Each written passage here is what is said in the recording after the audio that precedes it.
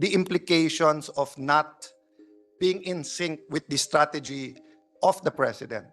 No? And in this issue, there's no majority minority with the president. It's Philippine interest. As a former secretary of the FA, I understand your position as a former secretary. So we should strengthen the position of the country. And I disagree with the president on some issues. You can be sincere, but you can be sincerely wrong.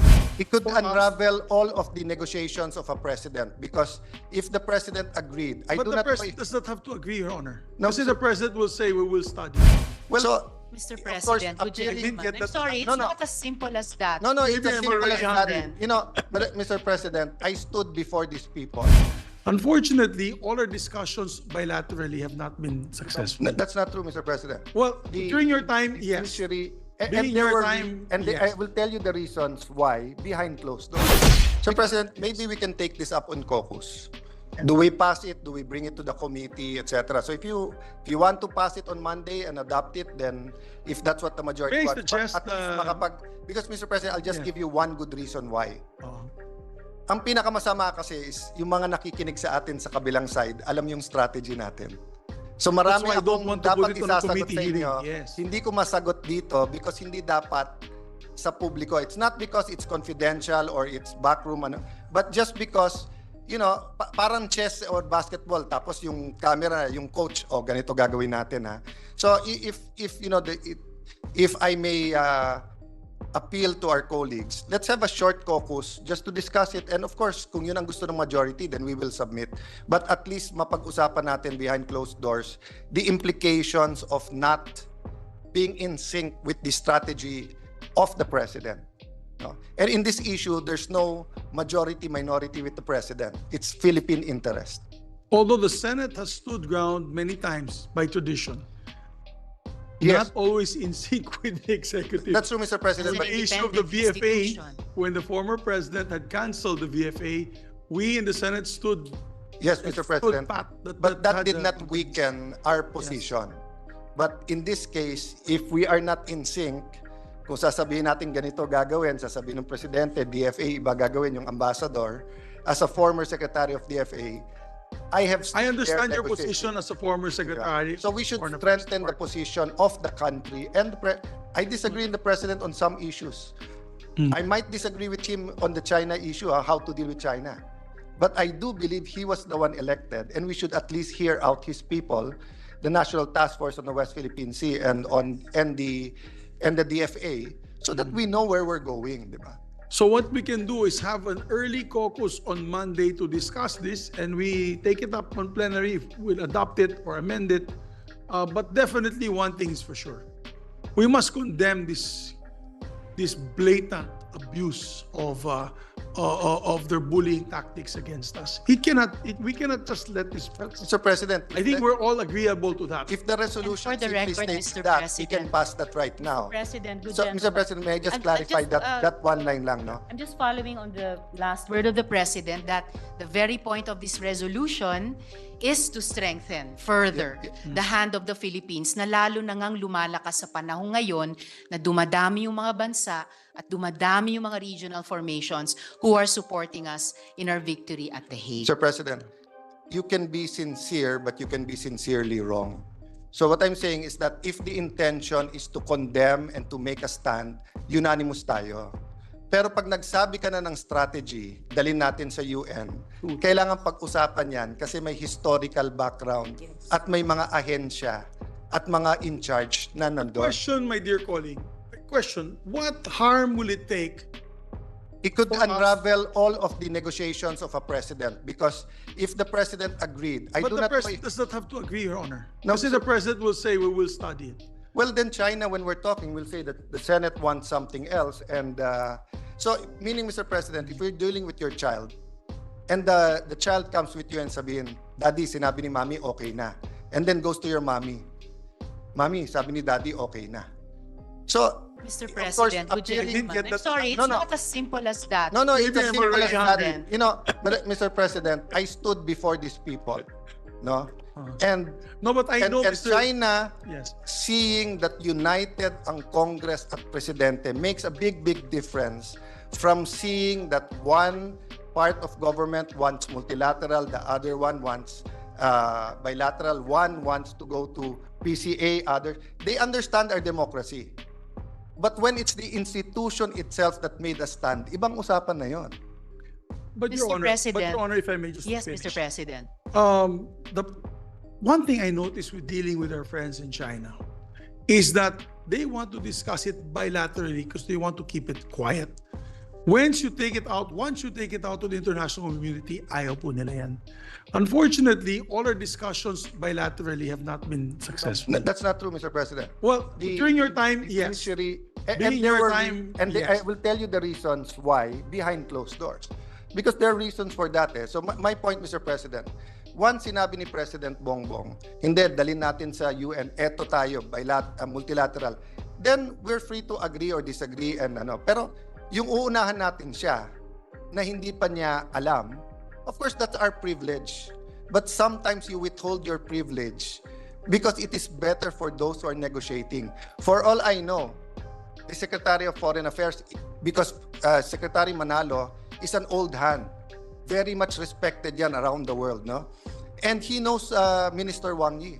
For all we know, they are renewing ties and they're bringing up certain issues. For all we know, I do not know.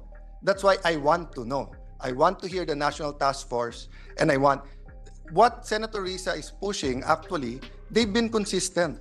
They pushed that during the Aquino administration. They pushed that during the Duterte administration.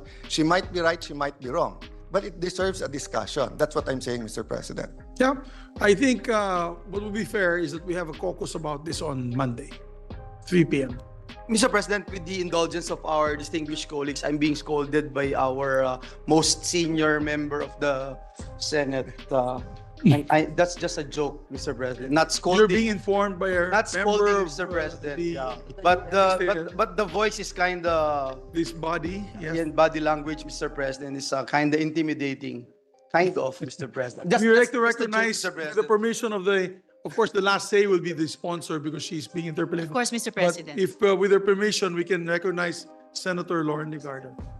Thank you, Mr. President. Just allow me to state that I was not trying to intimidate the majority leader. That's the last thing I would want to do. I was majority leader more than 20 years ago. I simply wanted to echo and join in the conversation first. All of us in this hall today, Mr. President, 24 elected senators agree that we must uphold the arbitral ruling of 2016 unequivocally. There is no question about that. In fact, I am one of 4 authors in the Maritime Zone Act, which I believe is also going to be co-authored by Senator Tolentino. And I have a 20-page message which will be read in the University of the Philippines in a forum on the UNCLOS, on our arbitral ruling, and on the Maritime Zones Act, and on the Blue Economy Bill, which was included as a priority of the President in the State of the Nation last Monday. What am I saying?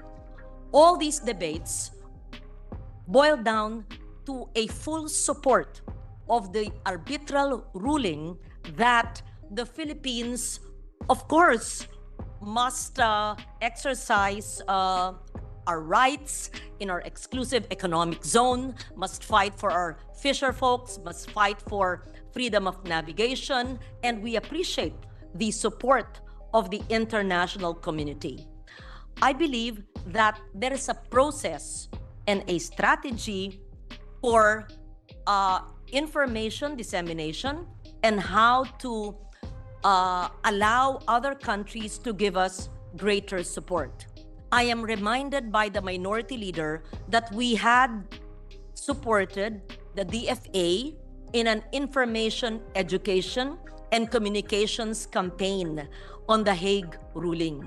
So let us join the DFA in this so that every Filipino, not just in Palawan, not just families of fisher folks, would understand the importance of this historic ruling. However, to demand or that our Department of Foreign Affairs were to urge them to do an action that we have not yet fully discussed and comprehensively discussed with them, as well as the National Security Council, as well as perhaps the Coast Guard and other agencies of government. I would want to ensure that the ruling, which has been acknowledged by the world in very clear terms, will not be diminished even for half a point. So what am I saying? Hindi po tayo nag-aatubili sa ating pananaw na napakahalaga ang pagpapatupad ng Hague ruling. Ngunit kailangan po ang stratehiya ay hindi lahat binabasa o sinasabi sa pampubliko dahil, gaya ng sinabi ni Senator Cayetano, naririnig tayo ng kalaban o yung mga taong naghihimasok sa ating karagatan. And so, I wanted to ask questions of the good sponsor just for elucidation. Mr. Oh, President, you have the floor. no, I have to go, so Yes. may I just say one line, Madam? I thought it was... No, I will yield to you with the Yes. permission of the good senator. I just want to end and then resume on Monday, if permitted, with my conversation with Senator Bato. No, he's a military, a police commander. No, he will not tell anyone to do an operation na hindi muna niya kinonsult yung commander.